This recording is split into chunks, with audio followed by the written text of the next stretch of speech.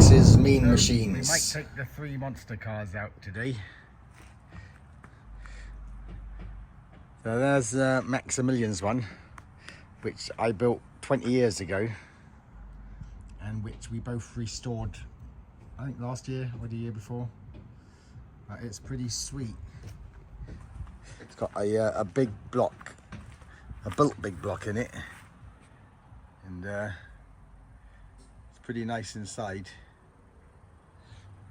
All our monster cars have AC and everything in them. Samantha did the upholstery. That's Samantha's one there. My one's in the garage.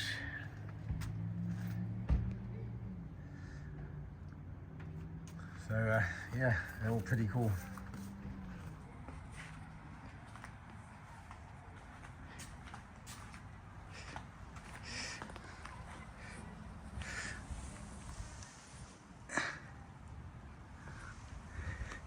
Yeah, this has got a big old motor in it.